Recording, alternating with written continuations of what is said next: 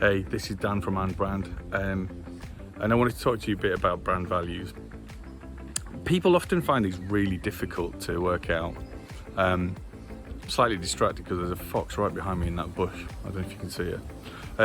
But a lot of people really struggle with trying to work out what their values are for their business, and they end up coming up with a string of sort of crappy words, 5 blah blah blah words that just don't really mean anything to them or the business, and they come up with crap like, oh, we're honest. I mean, who isn't honest? I mean, would you want to deal with a business that isn't honest? Is there someone out there that's got dishonesty as one of their brand values? Probably. But one of the things I've sort of realized over time is that when you're working with different entrepreneurs and startup businesses and in their early stages, what the values of the business are typically about them. It's about who they are. That's the reason their clients come to work with them. It's what drives them. So rather than try and think of something that's disconnected from you, like a series of words that you think that your business is about, what you should focus on doing is working out what your actual values are. And this can be quite simple. So if you can get your team around, or you can get your partner with you, or your business partner, or your key staff, and sit around and just say to each other, what do you bring? What are your values? Why does our clients work with you particularly? What do they like about you? I mean, it can be a really nice, fluffy thing to do as well, because quite often we're British, aren't we? So typically, nobody says nice things to each other for a start, but it's really good to hear what people think your actual values are.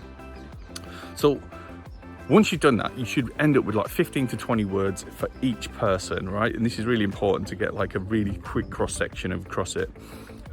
If it's just you on your own, just try and get as many words out as you can, and then try to identify common themes. So if there's 2 or 3 words that mean the same thing, try and summarize them.